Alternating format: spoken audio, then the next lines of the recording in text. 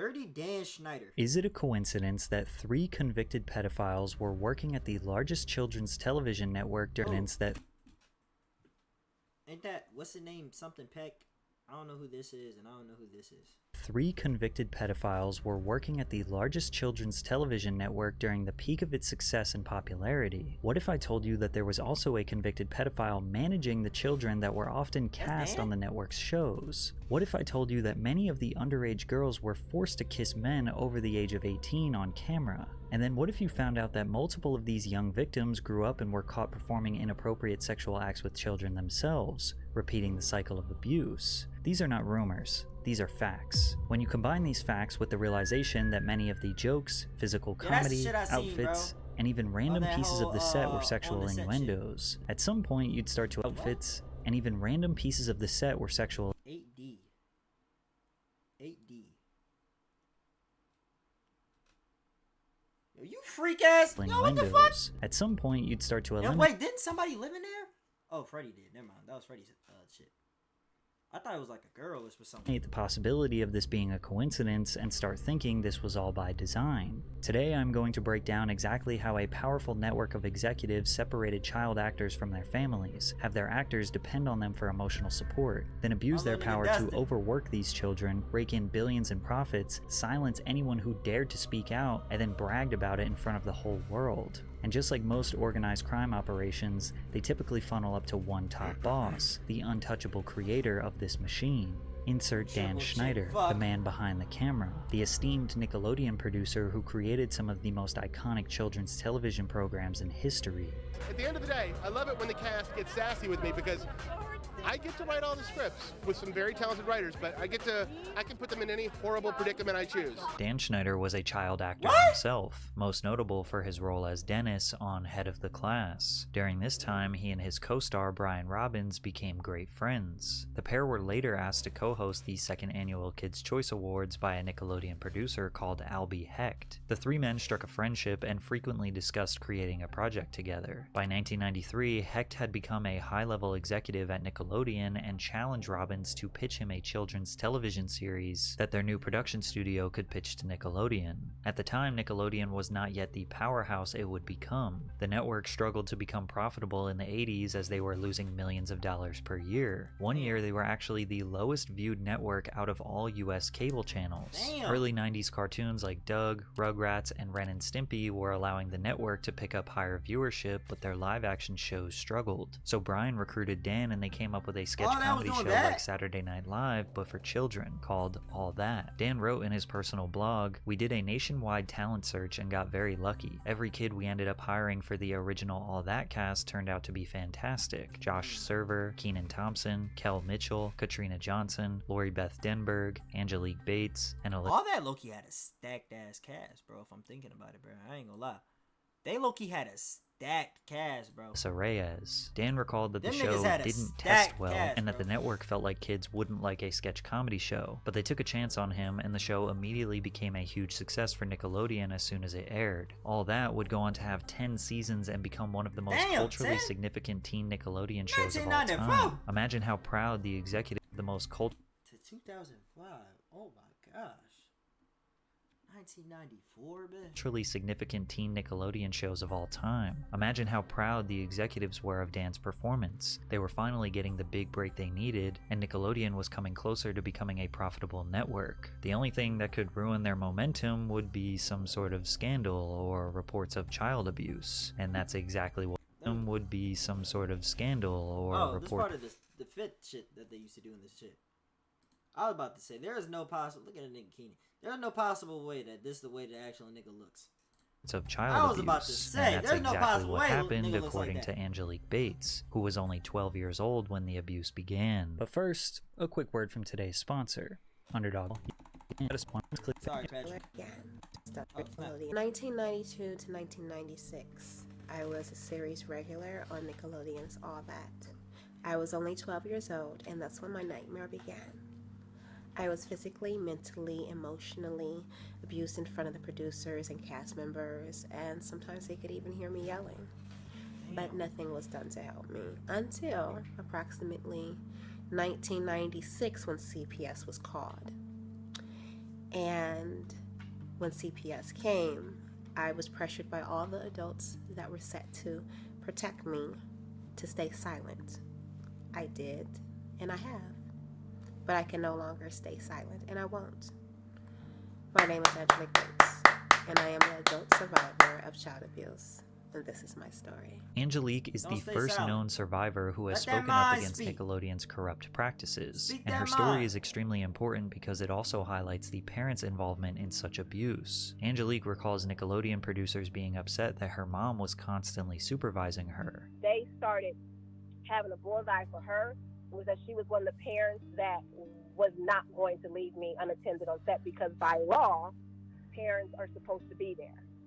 So they didn't like that fact that she wouldn't leave me. Some parents would leave their kids unsupervised while they work. They trusted the producers and did not want to interfere with their child's opportunity to build a career for themselves. Angelique's mother was not like that, and she even recalled a time where someone made a sexual advance towards her and her mother threatened to sue the network. That's a good Unfortunately, Angelique's mother was also physically and emotionally abusive towards her, so she wasn't Damn. safe on set or at home. Damn. Double ass story with my mom. My mom's beating my ass, but then she's like protecting me from Nickelodeon all at the same time.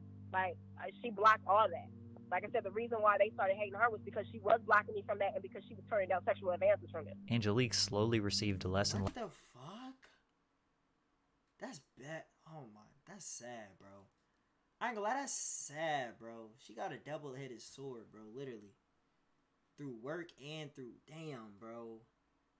Damn, that's sick, less work bro. due to her mother's involvement and believed she was blackballed by Nickelodeon because she and her mother could not be controlled. And because no wrongdoings were ever officially reported, all that ratings continued to soar. The series propelled the careers of cast members Kenan Thompson and Kel Mitchell, who starred in the first All That spin-off, Kenan and Yeah. Kel. The show originally aired on Nickelodeon for niggas. 4 seasons from 1996 to 2001 and was My equally niggas. as successful as All That, winning the Favorite TV Show award at the 1998 Kids' Choice Awards. They also starred in the Nickelodeon cult classic film, Good Burger. However, with Schneider Yeah, in that nigga- charge, that nigga not did much play in that shit. changed I remember behind that. the He did scenes. play in that Taisha Hampton, ex-wife of Kel Mitchell, spoke out on suspicious behavior she experienced on Nickelodeon sets. Taisha was married to Mitchell from 1999 to 2005, but they originally met on the set of Good Burger where she was casted as an extra. She too backs up the claims that parents were not around. And these parents, like Kel's parents, were not with him. All these parents of the kids on the show, their parents were not with him. Separate the children from the parents. That seems to be a theme with Nickelodeon. There are two Why main though? Like, why do they want the parents out so bad, bruh? You feel me? Like, come on now, my nigga. You can't do that shit.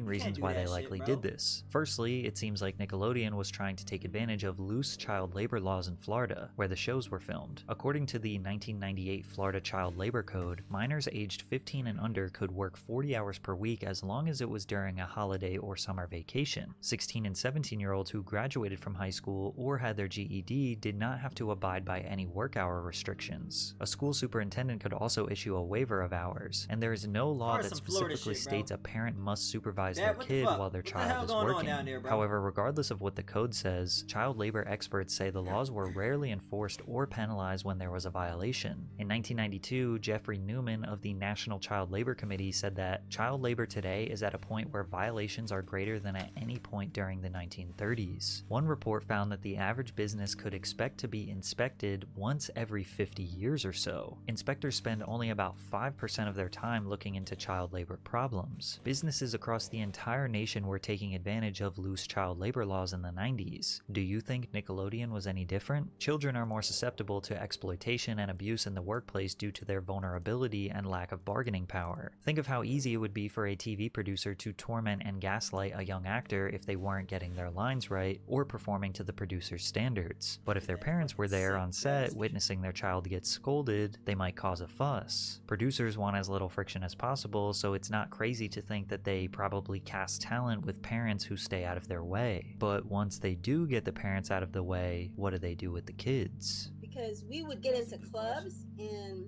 we were young, like 16, 17 years old, and we'd be in clubs. And the people on the set in Florida made us fake IDs. What the And so then I fuck? started thinking, I was like, wait. They what? made y'all fake IDs to get into. What the fuck? Like they ain't ass put it out there. Like, you know, if y'all wanted, they made y'all. What the fuck? These Nickelodeon niggas are sick. And then they were talking about orgies, and they were talking about like people on the set would show like pornos, and they'd give us alcohol. Those were kids, like young kids on that set. Yeah, these are grown 30-year-old men and women Showing this to the kids. 16, 17, 15, 14-year-old kids. But another one of the cast members was like cleaning Dan Schneider's car with a bikini on. What? Now this time she had been 15, 16 years old. What? There were other times they would have like parties where the parents wouldn't be there, and they'd give us alcohol. And another one of the people on the cast was giving blowjobs to the producers. This nigga's the white Diddy, bro. One of the kids. And they were kids. Tracy Brown, whose son Brian Hearn was cast on All That for season 7 and 8, tells a similar story from a mother's perspective. Because there were many times on that set where they're like, hey, we want to invite Brian to a party. And I'm like, hey, just Brian? And they go, yes. And I'm like, no. And they don't like moms that take control of their child. But I had heard things. So guess what? You don't need to like me.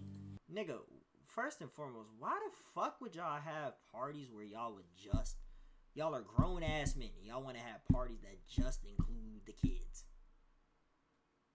Like, nigga, like what, nigga? Y'all don't want to see no parents, other kids. Like, the fuck is wrong with y'all, bro?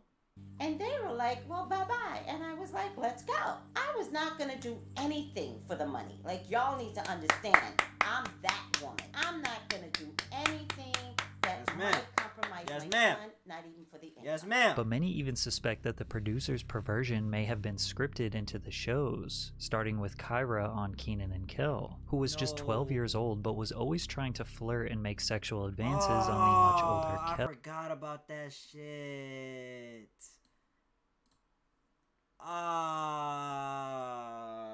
See, it's like you wouldn't think nothing of it when you watching that shit. That's sick. That's so sick, bro. I forgot they did always made it seem like she had a crush on that nigga, bro. What the fuck? She would refer to him as her boyfriend despite him being obviously uninterested because she is a child. At the same time that Kenan and Kel were huge stars, one All That cast member emerged and became the most iconic Nickelodeon star of all time, Amanda Bynes. At just 10 years old, Amanda stood out amongst her peers and showcased her comedic talents through various characters and sketches. As a preteen, she was maturely confident and comfortable on screen. According to Leon Frierson, who was cast on All That since season 1, Schneider showed clear favoritism for Bynes. We had to go to school on set. There would be times when Amanda would just be missing, he recalled in the docuseries. A lot of times we would hear she would be with Dan, pitching ideas and writing. We see them grow closer to each other on set. He continued, Amanda Bynes' parents were very hands-on in her career, specifically her dad. His presence was always felt. A big part of that was his relationship with Dan Schneider. Like we said before, hands-on parents were not wanted on Nickelodeon's set. That is, unless they are bending to the interests of Dan Schneider. Despite the favoritism, Dan never planned on giving Amanda her own show because he claims he never wanted to be on children's television. He initially created and helped produce a series called Guys Like Us for the United Paramount Network at their primetime 8 p.m. slot. Guys Like Us revolves around two young men, Sean Barker and Jared Harris. The pair are forced to look after Jared's 6-year-old brother Maestro, who comes to live with them after Jared's father accepts a job opportunity overseas. Why don't you go wash your hands? They're clean. Well, then go wash your feet. Dan's sitcom designed for adults was an utter failure as he was not funny nor creative enough to keep adults entertained. It was canceled after one season due to abysmal ratings, so he shifted his focus to creating a show around Amanda. The Amanda Show was a sketch comedy television program that had a very similar look, feel, and comedic style as All That and Kenan and Kel. Schneider struck gold again. The Amanda Show became the highest rated live-action television program on Nickelodeon during its run. Amanda portrayed various characters that would become iconic, such as Judge Trudy, Bring in the dancing lobsters. Crazy Courtney, and Amanda's obsessive fan, Penelope Taint. My name is Penelope Taint. I'm Amanda's #1 fan, please. And hand, it took us 20 years to realize that her last name was a sexual innuendo. People also think that her catchphrase, Amanda please, was I built— used to go on the websites, bro. That's crazy. I remember vividly back in like 2012 or something like that website up. It was still there, bro. off the phrase, a man to please, which would be such a deep, detailed level of innuendo. The phrase, Amanda, please. people also think that her catchphrase, Amanda please, was built off the phrase, a man to please, which would be such a deep, detailed level of innuendo that it's kind of hard to believe. However, as this video goes on, it just seems more and more possible. People today also believe that her sketch called Amanda's Jacuzzi may have been inappropriate since the whole concept was her as a 13-year-old interviewing mostly grown men in a hot tub. And of course, another foot joke. Is it also true that you can put both of your feet inside your mouth at the same time? And it's crazy because they're all the niggas are in clothes, but they got her in like, bro, what the fuck? I don't know. No. Even Dan decided to jump in the jacuzzi with Amanda. Hi, welcome to my jacuzzi. Today my special guest is the executive producer of The Amanda Show, Dan Schneider. Hi. Now, you're the executive producer of the show. Yes, I'm the executive producer and the head writer. People believe Dan was almost bragging by creating lightly sexual conduct into his kids' shows, like the Spitballer 5000, which was a phallic object that the kids had to blow into to launch a giant spitball at someone. Behind-the-scenes footage indicates that Dan and Amanda were very close, which is why it was shocking that The Amanda Show abruptly ended in 2002, just 3 years after it aired on Nickelodeon. In an interview with The Times, Bynes explained that she decided to leave for other opportunities. I was having fun, but at 15, you don't want to be doing what you did when you were 12. Schneider also commented on her exit with, I've seen kids in her position experiment with drugs and be too promiscuous, but Amanda has avoided all of that. My wife, who knows her, says she's almost like Marsha Brady in that she's so clean cut and wholesome. This quote seems characteristically odd from Dan, like she was just talking about transitioning to more mature roles like her sitcom What I Like About You, and he had to bring up drugs and sex for some reason. Many years later, cast members would come out and speak about how they perceived Amanda behind the scenes. Actress Chelsea Brummett, who co-starred on All That, recalled, she was closed off to everyone. You'd ask her a question and she'd give you a quick answer to end the conversation. She was always defiant with her dad, but she tried to hide things from her dad. She always seemed like she was trying to hide things. They would butt heads. This recountment does line up with the timeline of 2003, where Amanda sought to be emancipated from her parents at just 17 years old. In June of 2003, Amanda's agent, manager, and lawyer were all abruptly fired by her parents. The young star, now 17, was seeking legal emancipation from her parents, who were furious when they discovered that the reps had concealed this fact from them. Unfortunately, Amanda was not able to successfully get emancipated. During this rough patch in her life, Bynes reportedly leaned on Schneider. Sorry, but like, what's the proper definition for that word? What's the proper definition for emancipation? The fact of being violent or suffering.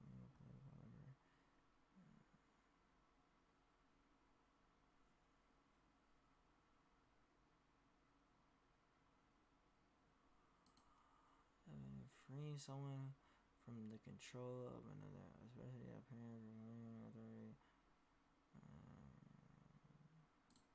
Schneider and his wife, Lisa Lillian, for support. She was spending a lot of time with us, said Lillian, but she never left her family's house. This direct quote from Dan's wife is strong evidence that Dan and Amanda were close off set. Amanda has spoken out very strongly against her father and maybe at the time looked at Schneider as a replacement father figure. Dan also recently recounted a night where Amanda ran away from home.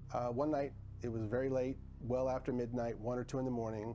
Phone rang, I answered, it was Amanda. She was upset, she was in distress, she had had some conflict with her parents, I think her father, and she called me. I was immediately concerned about her safety. I called someone who I knew was fairly nearby. That person was able to go and pick her up. Then I knew she was safe. I felt better.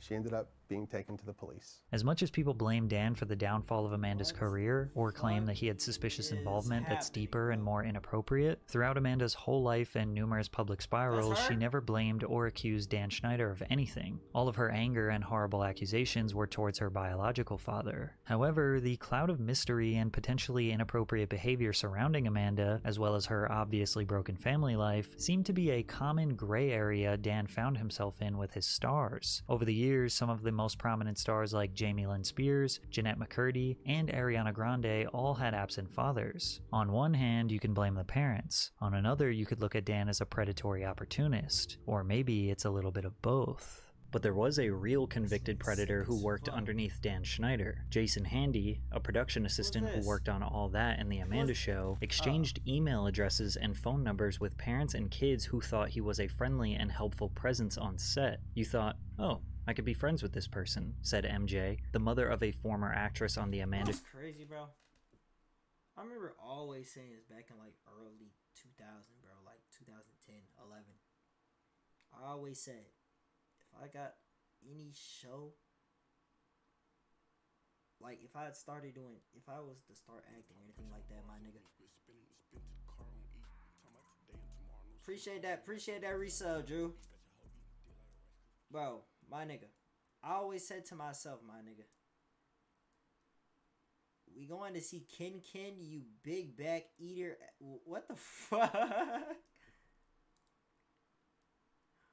Ken Carson shit? Is he coming here? Is Ken Carson coming here, bro? In October? Anyway, I remember always saying this back in early 2000s, bro. Bro. Nigga. Oh my gosh. Nigga. Now you coming to DC August 15th? Oh. When is tickets going on sale? I'm gonna check after well, probably not after this, but after stream. Bro, I remember saying 10 years old, if I was to get in any movie or any show, like I would want to do a Nickelodeon show and I would want it produced by Dan Schneider. And it's crazy because y'all know the picture. The emote that Drew just put, well, y'all probably can't see it because it didn't pop up in the chat. It came from the sub thing. But the emote, the head emote, this one, right? I remember that era. It came from when I was in that little like acting era thing, bro.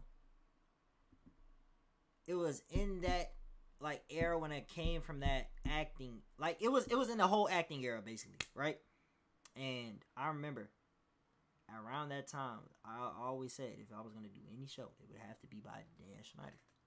I said that, and that was like 2018ish. I think that was like 2018ish, bro. No, we've never had a talk, nigga. We've never had a talk, bitch. We never had a fucking talk, bro. And I'm glad we never had a talk. Cause this nigga's basically Diddy, but in a whole nother universe, bro. The thing is, though, bro. Bro, what the fuck? What are you talking about, nigga? I've never met that fat ass nigga. I never met him, bro. I never met him. Anyway, look. But I'm glad I got myself off of that and I started going towards the content side of things, bro. I got myself off of that. Just in time, bro. Body shaming, yes. When it comes to this specific nigga, yes. Dan Schneider, when it comes to that nigga, yes. I'm not gonna lie, yes. Yes, bro. Clipped and shipped to TikTok. Okay. Alright, my nigga. The show, who was identified as Brandy. The mother was mortified when she saw her 11-year-old daughter looking at a graphic email from Handy. It was a picture of him naked. Wait, it was mortified. The mother of a former actress on The Amanda Show. Oh, I could be friends with this person, said MJ, the mother of a former actress on The Amanda Show, who was identified as Brandy. The mother was mortified when she saw her 11-year-old daughter looking at a graphic email from Handy. It was a picture of him naked, masturbating. And he said he had sent it to her because he wanted her to see that he was thinking of her. This nigga's so fucking sick, bro. This is literally Diddy in another universe, bro.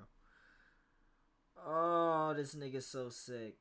Oh, this nigga is so sick, bro. And it's crazy how much praise I would give that nigga back in like 2010, bro. Because all that nigga shows were so good, bro. Oh my gosh. What the fuck, bro? What the fuck?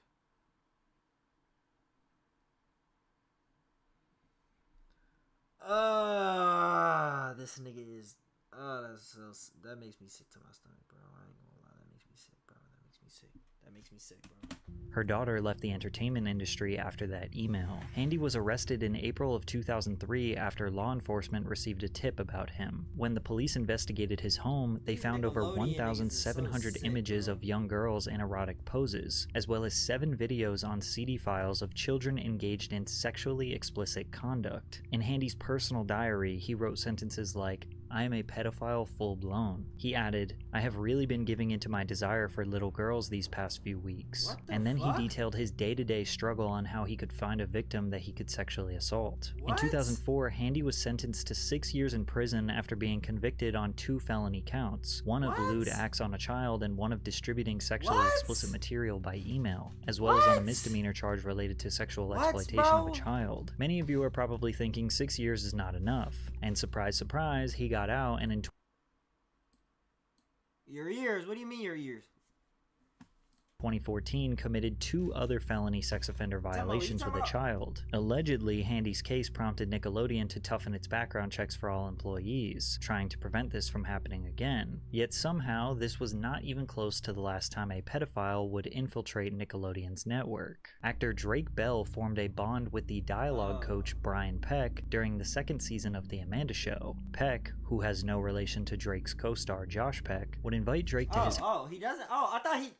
Oh, okay. No, that clears it up. That definitely clears it up, bro. I ain't gonna lie. That clears it up. That clears it up. And for this whole time, I thought he was like, that could have been like his brother or something. I ain't gonna lie. And a show. Peck, who has no relation to Drake's co-star Josh Peck, would invite Drake to his house for acting lessons. These lessons were supervised by Drake's father, Joe, who was told that Brian Peck was a skilled coach who would help Drake secure more acting opportunities. However, over time, Joe became uncomfortable with their relationship. And unfortunately, I started seeing Brian start to just hang around Drake too much. And it didn't set well with me. Drake would be in the dressing room or something, and in would pop Brian, and just touch Drake. You know, do things that, wait a second, what are you doing? Drake can put that on himself. And the thing is, this is in front of people. Joe expressed his concerns with production personnel and said he was uncomfortable with Brian, only to be called homophobic because of Brian's sexual orientation. Therefore, Joe backed off. Once this got back to Brian, he manipulated Drake into severing ties with his father/manager, suggesting that Joe was sabotaging Drake's career. Peck subsequently integrated himself into multiple areas of Bell's life and became a father figure for the young actor. Eventually, Peck convinces Drake's mother to let him stay at his house during auditions. These predators entice the children with fame and fortune, convince them that their parents are trying to hold them back, then totally isolate them and do who knows what behind closed doors. It's likely that all the kids who made it out... Yeah, that's the thing, bro. Like, literally, like, the way the nigga was trying to spin it off into making it seem like that he was trying to kill off this nigga career, bro. Basically. If he's like, I don't know, bro. I don't even give a fuck. He should have stopped it regardless, bro. He should have did something about it, bro. And they would have probably took that nigga away because no one was really peeping it, I guess. I don't know how no one was peeping that shit. They didn't have cameras in, like, none of the shits. Unscathed were because of parents who stepped in and removed their child from the situation before it was too late. However, the more popular the actor was, such as Drake Bell, the more difficult it became to remove them from the industry. Sadly, with Brian Peck and Drake Bell, we do know what happened behind closed doors. When Drake slept on Brian's couch, the sexual assault began. I was sleeping on the couch where I would usually sleep, and I woke up to him. I just opened my eyes, I woke up, and he was sexually assaulting me. That's sick, bro. Why don't you think of the worst stuff that someone can do to somebody as a sexual assault, and that'll answer your question. Drake wouldn't tell anyone for several months. The abuse persisted until Drake began spending more time at a girlfriend's house. One day, when he was supposed to meet with Brian, Drake said he did not want to hang out. Brian then started calling his phone nonstop. When Drake failed to answer, Brian obsessively started calling his girlfriend's house, which is when the girlfriend's mother suspected something was wrong and took Drake to her family therapist. He later detailed the abuse to his own mother. who called the police. I had to be excruciatingly detailed about every single thing and time that it had happened with two absolute strangers. The worst part was I had to make a phone call to Brian and get him to admit to what he'd done. The police monitored a wired phone call with Brian, who broke into a full-on confession that led to his arrest. The investigation was conducted privately, and Bell remained unidentified to the public for several years due to his age at that time. Drake did tell Dan Schneider about this situation right before the trial. And when Drake and I talked and he told me what had happened, I was more devastated by that than anything that ever happened to me in my career thus far. Full and life in there, I he needs to get told beat him, the fuck up every fucking I'm day, here for you. What do you need? But Drake's mom, a lovely woman who I stay in contact with this day, she came to me at the time and she said, Dan, I'm not good with words like you are. And would you help me with my speech for the judge? Get that fake ass crying out of here, fat fuck. And I said, of course.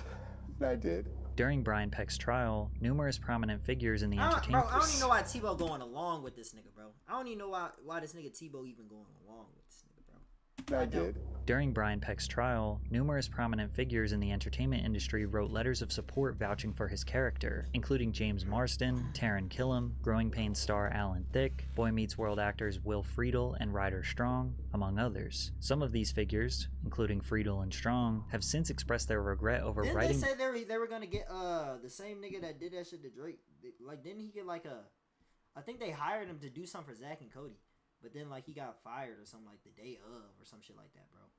I don't know. The letters and stated that they were manipulated by Peck's misinformation. Brian Peck was convicted of child molestation in 2004, pleading no contest to a charge of oral copulation with a minor under 16 and a charge of performing a lewd act. In 2004, in connection with Bill Peck pleaded to no contest to a charge.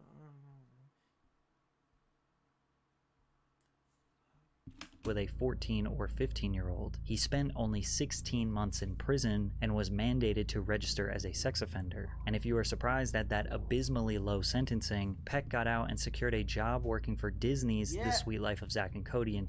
Bro, they gave this nigga 16 months for shit like that. They gave this nigga 16 months. Months for shit like that.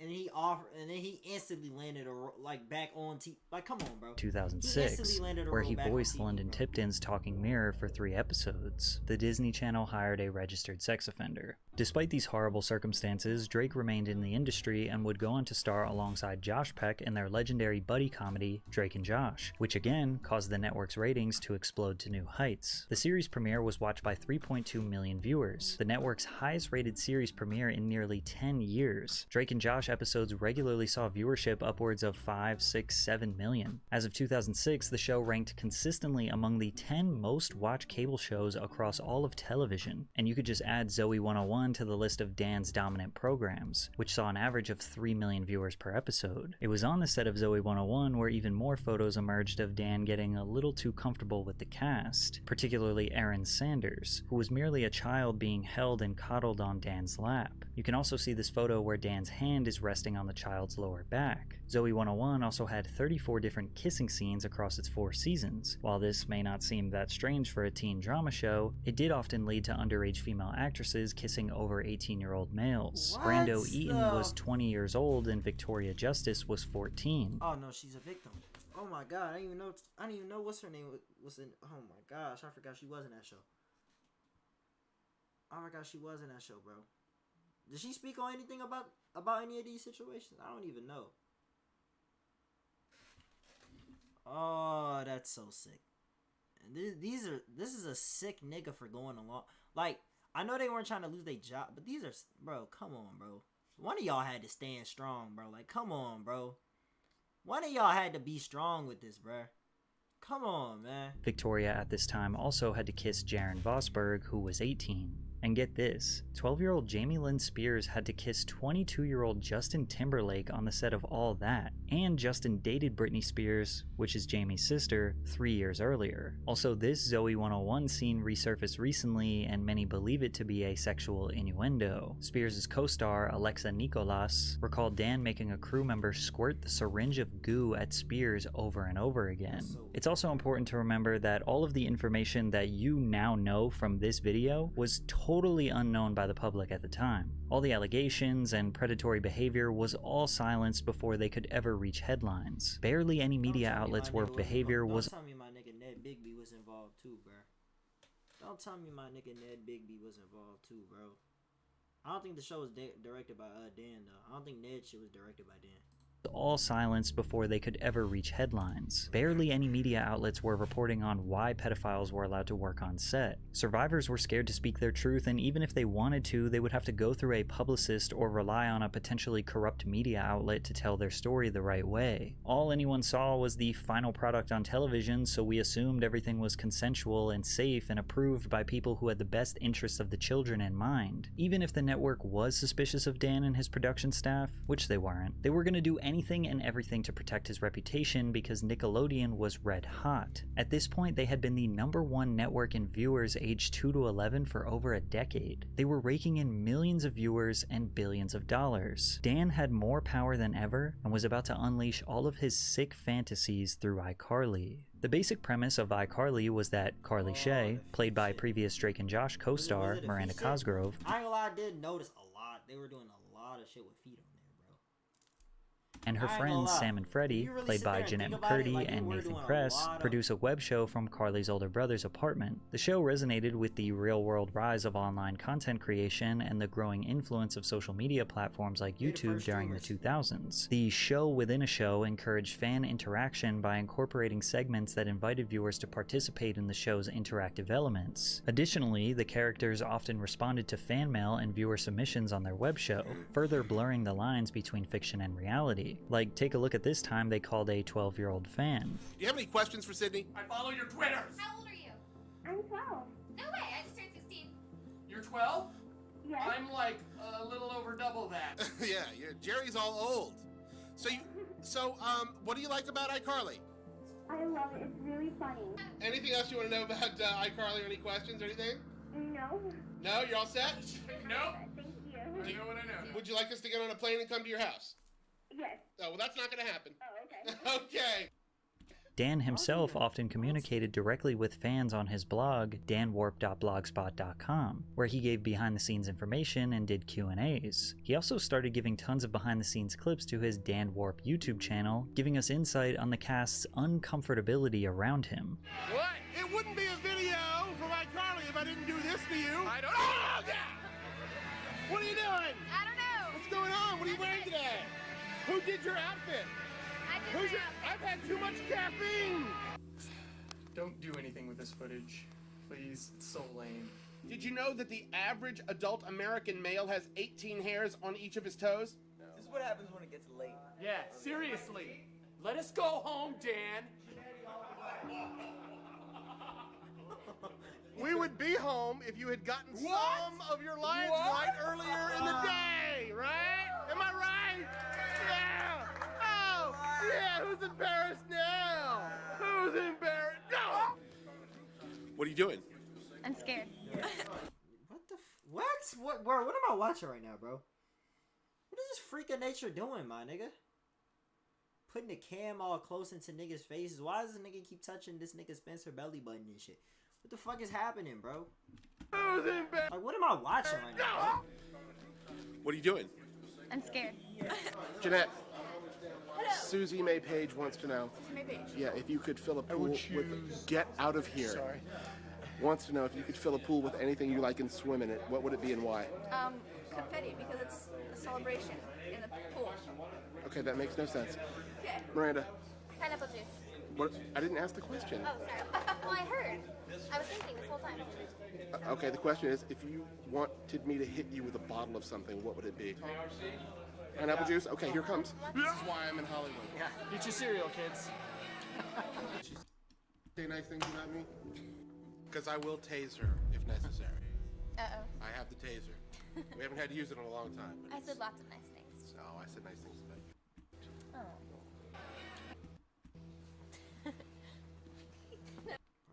What the fuck? You could tell really none of them really like. Maybe Jerry. At most, but the kid, bro. Carly, Sam, Freddie Vincent, all them niggas, bro, they were not into this, bro. Like, they were not, you can tell they were not genuinely excited to be there on that, bro. They did not show no, like, you could tell that, nigga, come on, bro, what are you doing? That's gonna get on TV. That's gonna get on TV. In these clips, you can get a glimpse of Dan's unpredictability. I mean, just look at how Miranda steps away from Dan as he proceeds to make his way around her back, and then hugs her from behind as she stands awkwardly still. As you can see, while Dan is shoving a camera in these actors' faces, they're often confused. Is he joking? Is he angry? Is he creepy? Is he going to touch them or grab them? They look extremely uncertain around him as he talks to them like a classic jester. But iCarly was a massive success for the network throughout its 6 seasons from 2007 to 2012. The pilot episode debuted on Nickelodeon to an audience of 4.1 million, followed by the second episode on the same day with 3.9 million viewers. The show was nominated for an Emmy Award for Outstanding Children's Program 5 times, and averaged 4.6 million viewers throughout its time on Nickelodeon. Somehow Dan managed to outdo Drake and Josh. But looking back on the show, many of the jokes and innuendos were more blatant than we remember. How long? 3.2 seconds. Yeah! That's the longest it's ever taken you to beat me. Or how about the sack, which was Dan making fun of the Snuggie. You're just sitting on your couch, trying to polish your bowling ball, but your blanket keeps flying off your body. Oh, my blanket keeps flying off my body. Like, are we reading into it too much, or is polishing your ball while advertising the sack not strategic? They mentioned that the sack comes in 4 different colors. The sack comes in rash red, mucus green, bro. Come on, pus bro. yellow. Come on, bro. His shows are always my displaying nigga. close-ups of feet and putting cast members in predicaments where they have to touch each other's feet. Nobody thinks feet are this funny, especially not for them to be such a recurring bit in a television show. Many have pointed out that the Nickelodeon logo at one point was a foot, suggesting that Dan's influence was so strong he got them to change their logo momentarily to his fetish.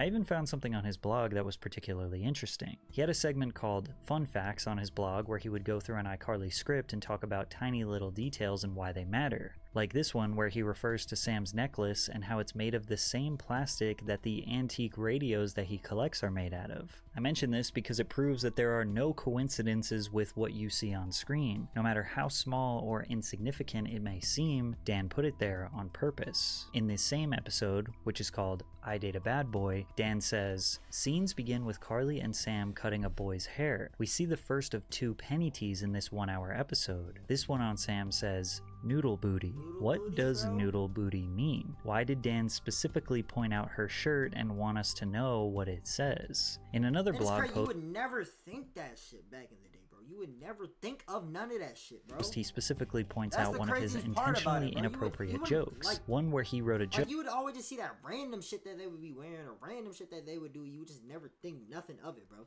Joke where an adult woman sexualizes 17-year-old Nathan Kress. Dan writes, "On the first few takes when Jane said her line, 'Hey, those pants fit you real good,' she was looking at the front of his pants. I had the director step in quietly and tell her that, because this is for Nickelodeon, we'd prefer she look at the back of his pants on that line. Winky face." I guess Dan thinks that complimenting a young boy's butt is somehow more appropriate. Additionally, take a look at this 2010 blog post where he discusses adults who watch iCarly. He writes, "There are around 150 people who work on iCarly, and none of us approach it like we're making a kids show. We make iCarly no differently than if we were writing and producing a primetime half-hour comedy for NBC, CBS, or any one of the major broadcast networks." This statement directly contradicts what he said while addressing the Quiet on Set documentary. Some people think that some of those jokes are inappropriate for children. Some, nigga, everybody do.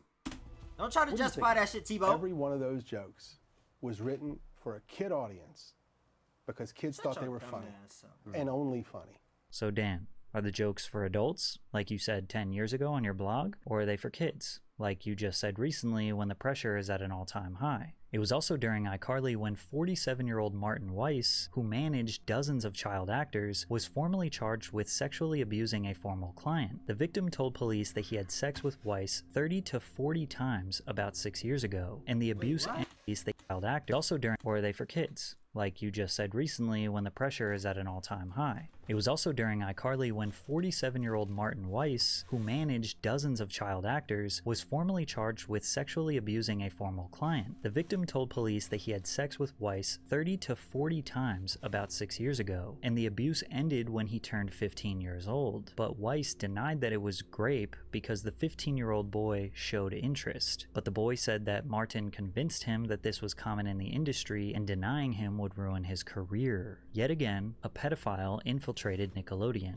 and nothing changed. Still, Dan was absolutely dominating. He likely had unimaginable power at the network. Whatever he said goes, but he may have gotten a little too comfortable, maybe even cocky, because his next two shows, Victorious and Sam and Cat, would start to get him in a lot of trouble. Schneider was challenged with writing a competitor to Disney Channel's Hannah Montana. Zoe 101 had recently ended, and Dan knew that featured actress Victoria Justice had star power. If there is anything I've learned about kids today, and I'm not saying this is good or bad, it's that they all want to be stars. This direct quote from Dan potentially backs up accusations that he uses these teenagers' desires for stardom to manipulate them. Ironically, the plot of Victorious is about a girl who attends a performing arts school and aspires to be a famous singer. In 2010, iCarly and Victorious were the top 2 live-action shows on Nickelodeon, helping Nick maintain its 16-year status as the #1 network on all of cable. Victorious aired from 2010 to 2013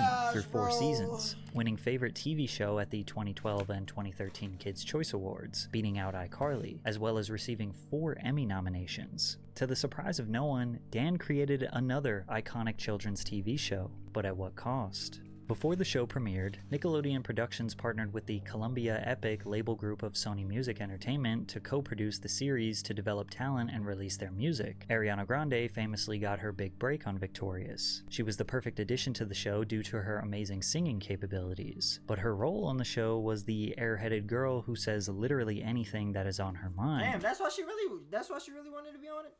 Okay. And it worked out, though. In the long run for that aspect.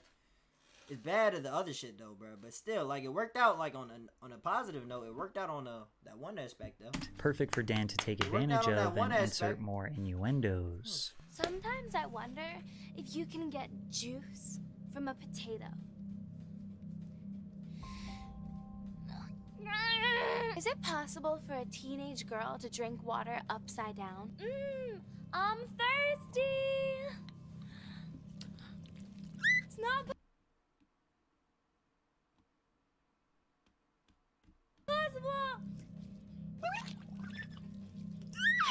This clip of Dan and the Victorious cast behind the scenes has been dissected many times over the years, where Ariana and Elizabeth Gillis seem visibly uncomfortable due to Dan's presence. That was one of the better things I've ever heard. Hey! Hi, what's going on here? Nothing. You didn't cut out that part. Why are you sitting on the floor of the set? Ariana is constantly looking around, covering up her body as Dan towered over her. Many in the comments speculate that Liz started causing distractions so that Dan wouldn't do whatever they seemed to be afraid of. However, Liz Gillis actually ended up marrying a Nickelodeon producer that she met on the set of Victorious. Michael Corcoran is a very close friend to Dan Schneider. He wrote the theme songs for iCarly and Victorious. Liz and Michael began dating in 2012 when she was 18 and he was 40. They did What the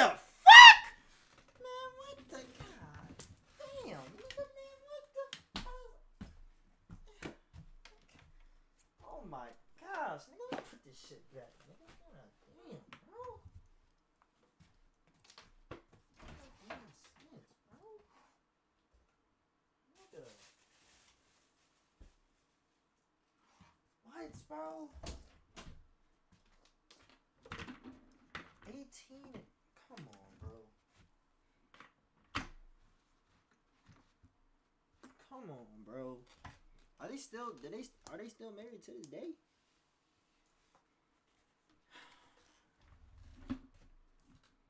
meet on set before she was 18, which leads many to believe that she was groomed, but they are still together to this day. According to Jeanette McCurdy, Schneider regularly compared the iCarly cast to that of Victorious. The Victorious kids get drunk together all the time. The iCarly kids are so wholesome. We need to give you guys a little edge, Schneider said, according to McCurdy. Now, supplying minors with alcohol is a major accusation. There is definitely a lot of online evidence showing that the Victorious cast were very close, often mingling and hanging out after hours, but whether or not they are drunk is impossible to determine. However, the actor who portrayed Beck on Victorious may have confirmed McCurdy's statements on a TikTok that read, "When you don't remember the plotline to a single Victorious episode, but you remember going out partying every night." Daniela Monet, who played the lead's older sister, Trina Vega, told Insider that some of the actors' outfits on the show were not age appropriate, and that she wouldn't even wear some of that today as an adult. Daniela also recalled a time when she contacted Nickelodeon about a Victorious scene where she ate a pickle while applying lip gloss. She expressed concern to the network that it was too sexual to air, but Nickelodeon aired it anyway. And in case you were wondering if Dan ever slowed down on his foot content, no. He actually ramped it up. There we go.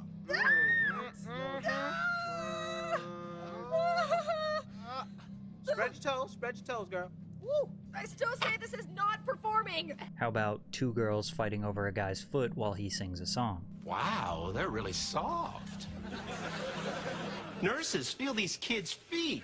But it was around 2012 and 2013 when people online finally started to question what was going on at Nickelodeon. I believe it was due to Amanda Bynes' very public downward spiral. It was around this time she made headlines for her first DUI, assaulting a member of the paparazzi, being seen in public looking disheveled and distraught. Then she was evicted from her New York City apartment, and she got some strange dimple piercings and even posted lewd photos that were not very flattering. In short, people were saying that she was going crazy, and naturally they started to question the children's television industry that she grew up in. An infamous blind item appeared on the Crazy Days and Nights blog of someone trying to warn the public about Dan. He's a monster, the worst predator alive, and if you wonder why nobody will confront or charge him, he's in charge of multiple hit shows for Nick, which rakes in oceans of money. What about the parents? No tweener parent who shoved their kid into the limelight from birth is going to cross him either, and risk career suicide and loss of revenue, no matter how.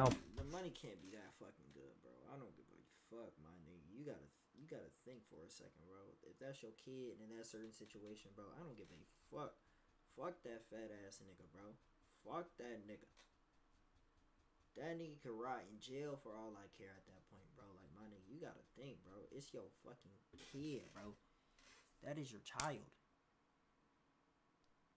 You don't put no fucking career in anything like that. No, you don't do that, bro. How bad it F's up the kids. It was also around this time that a Redditor alleged that Dan offered them $100 to tickle their feet while on set of one of his shows. Now, none of these claims were backed by any real or substantial evidence, but it did get people talking. Media outlets finally began speaking out, questioning the intentions of children's TV, specifically pointing to the sexual nature of Victorious. Those designer threads often have an adult sexiness that unsuccessfully straddles the line between tasteful and trampy. While guys are allowed to be quirky and weird looking, girls are uniformly cast from the same Bratz doll mold. Meanwhile, you had Dan posting things on his blog like, "But what Kat does in this scene is a special variation of the spit take, where the liquid just falls out of her mouth. Yes, this is what I do for a living. I analyze the various kinds of spit takes. Not a bad job," smiley face. After this quote from Dan, we now know that this photo, which is on the official Zoe 101 IMD page showing Victoria Justice with spit falling out of her mouth, is probably his creation. You also had people in the early 2010s analyzing his old tweets, ones where he was constantly talking about people's feet and toes. "This toe belongs to one of the stars on one of my shows. Whose toe is this?" To which he later tweeted, "The toe belongs to the sweet and hilariously talented Miss Jeanette McCurdy. Sam and Cat tomorrow. Right on the bottom of your foot, take a pic and use hashtag Sam and Cat Saturday. We will retweet and follow until our fingers get sore." I also found this extremely old Pepsi commercial Dan starred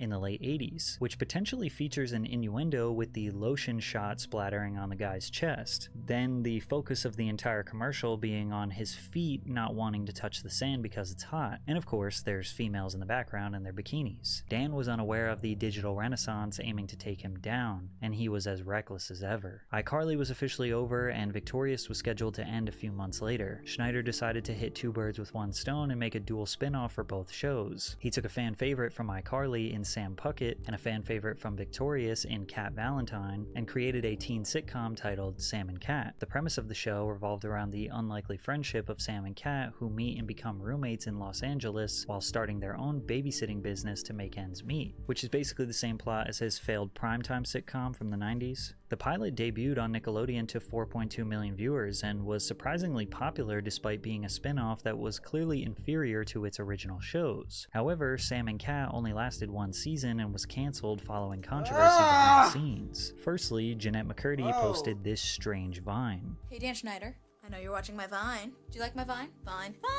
Look what you've done to me. Considering she would speak out against him 10 years later, we now know this was not our imagination. He was really making her crazy. In her 2022 memoir, I'm Glad My Mom Died, McCurdy detailed her childhood and how her mother, Deborah, forced her to become a child actor. Schneider was also mentioned in the memoir solely as the creator, who McCurdy claimed created an unsafe work environment, frequently subjecting the cast and crew to emotional abuse. When Jeanette turned 18 and iCarly was coming to an end, the creator allegedly dangled the opportunity for Jeanette to have her own spin-off. She wrote that the creator took her out to dinner, where he encouraged her to try alcohol for the first time and gave her a shoulder massage. The creator is doing that thing that I've heard from my co-stars he does with every new star of a show that he's making. He takes you under his wing. You're his favorite. Additionally, there was a feud between Ariana and Jeanette brewing behind the scenes. On Jeanette's podcast, she discussed her time on Sam and Cat, revealing that she was jealous of Ariana Grande because executives allowed her the opportunity to pursue other business ventures while restricting McCurdy's career advancement. Every time something exciting happens to her, I feel like she robbed me of having that experience myself. And every time someone calls me a good sport, all I feel is how much I don't want to be one. Ariana misses work in pursuit of her music career while I act with a box. I'm pissed about it, and I'm pissed at her, jealous of her. In case you're wondering, one episode of Sam and Cat was based around Cat getting trapped in a box, and Sam spent the whole episode trying to get her out. The writers had to come up with an episode without her because Ariana was busy with her music career and couldn't film. This show getting cancelled after one very successful season was likely due to this feud, but I'm sure Dan's behavior towards Jeanette and Ariana made it easy for them to sever ties with Nickelodeon. This basically marks the end of Dan's dominance at the network. He was recognized for his 20 years of work at Nickelodeon with their very first Lifetime Achievement Award in 2014. For the few online that were aware of the rumors surrounding Dan, this award rubbed them the wrong way. Slowly in 2014 and after, we saw more media coverage pointing out inappropriate moments in his shows. But again, the masses, the general public, had no idea what he was doing. And for a few years, people stopped talking about him online, until 2017, when the Harvey Weinstein Me Too movement shook industry predators to their core, and Dan tried to make it out unscathed. In October of 2017, investigative reports by The New York Times and The New Yorker exposed decades of sexual harassment,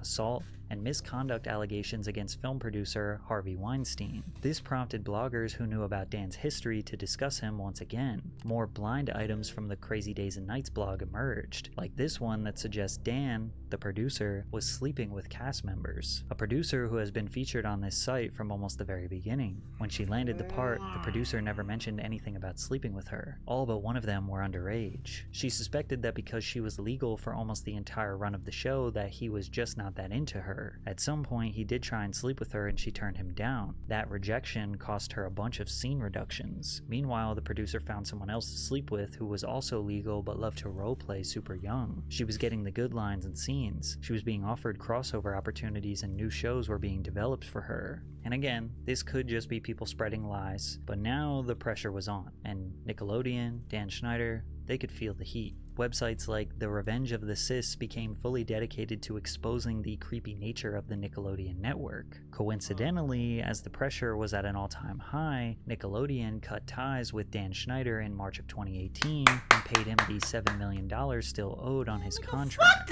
They claimed this separation was a natural next step, and they are proud of the work he did for Nickelodeon. Deadline Hollywood reported that there had been complaints about Schneider's alleged behavior, including his well-documented temper issues for years.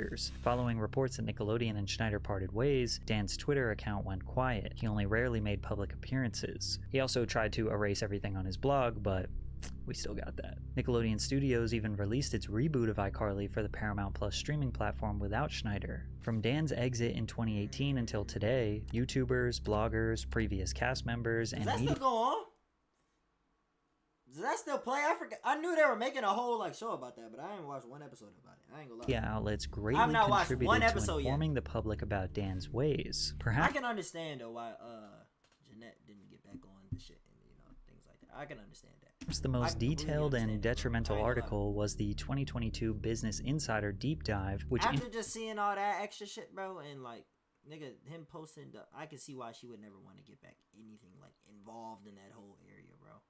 She even made a whole novel on her mom passing because she made her an actor. That's sad, bro. That's actually sad as fuck. I'm not gonna lie. So I could really see why she didn't want to get back into that whole field, bro.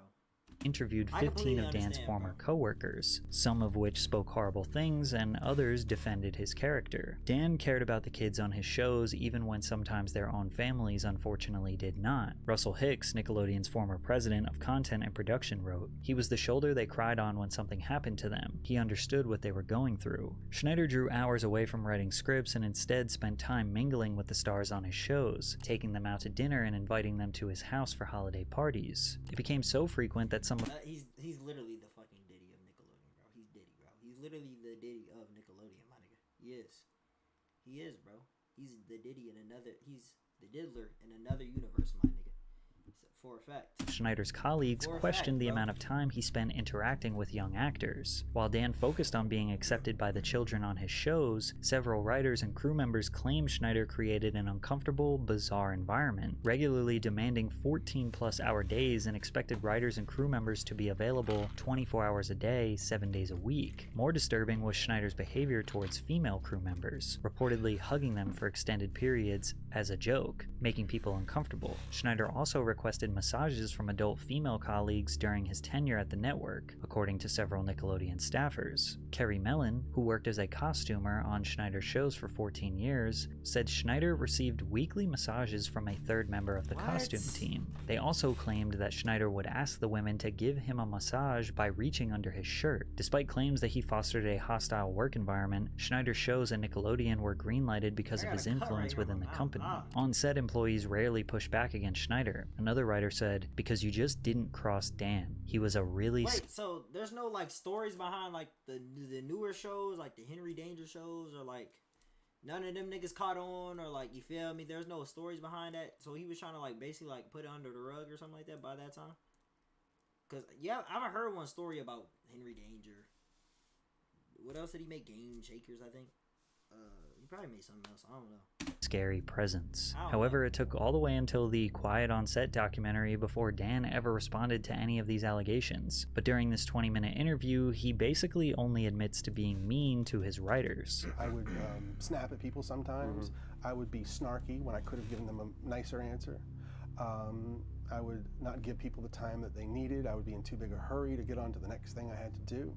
And watching that show, it made me, there were so many times I wanted to pick up a phone and call some of those people and say, "I'm so sorry, and let's talk about it, and I wish you'd had a better time, and I wish I could have shown you a better experience." The rest of this conversation was him deflecting blame. He said that his inappropriate jokes were approved by the executives at Nickelodeon that were above him, and they didn't think the jokes were inappropriate at the time. But he also said that since people are upset about those jokes, then he's okay with erasing them, which makes people wonder, are they inappropriate or not? He claims he had no knowledge of any sexual assault that any of his previous cast members experienced, but he did admit to demanding massages. Let's talk about the massages. Okay. Watching the content yesterday, it was disturbing.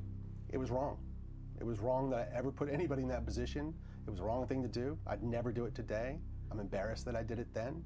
I apologize. Shut up, nigga. You ain't embarrassed, nigga. You're not embarrassed, bro. You just want to be looked at in a good eye from the public, bro. You know that for a fact. This nigga's not embarrassed at all, bro. He just trying to say, oh, what I did back then, oh man, it was so bad. I shouldn't have never did it, you know. Like I'm a bad guy now, you know. I should have never really did. Shut your dumb ass To up, bro. anybody that I ever put in that situation, and even additionally, I Shut up, apologize bro. Shut to up. the people who were walking around Shut up. Video Village or wherever they happened, because there were lots Shut of up. people there who witnessed it who also may have felt uncomfortable. So I owe them an apology as well. Yeah. He 100% wholeheartedly admitted that he forced up. people to touch him, which is interesting because it becomes very difficult to believe that he would stop there. Perhaps the craziest part about this video is that there's still so much more that I could cover. Some people's That's insane, entire bro. YouTube channels are dedicated to bringing Dan's dark secrets to light. But I do want to leave off with this message. Just remember that it's easy to think that this is all just entertainment because, well, these allegations feature some of our favorite child stars. Remember that they were real victims that had to suffer. People have gotten so wrapped up and excited about this expose that they're now blaming innocent people for being complicit in these alleged crimes. For example, Zoe 101 star Matthew Underwood was getting death threats for not speaking out against Dan Schneider. So to prove to these people that he is innocent, he voiced 2 different times where he was sexually assaulted as a minor. So now, after hearing many of the allegations, the rumors, the testimonies, the convictions, the confessions surrounding Dan Schneider's time on Nickelodeon, is it all just a coincidence, a conspiracy, or a calculated crime conglomerate? It's the last one, bro. Calculated crime conglomerate. All right, hey, Patrick C. Is it a coincidence? Good video, Patrick, bro. Great video, bro. I ain't gonna lie. Great video. Great topic. Great everything, bro. Ooh, I can't even say what I want to say because this is, ooh, I'm not that type of nigga, bro, and I'm not saying shit that would fuck me up. Lock that fat nigga away, bro. That's all I'm gonna say. Just lock that fat nigga away.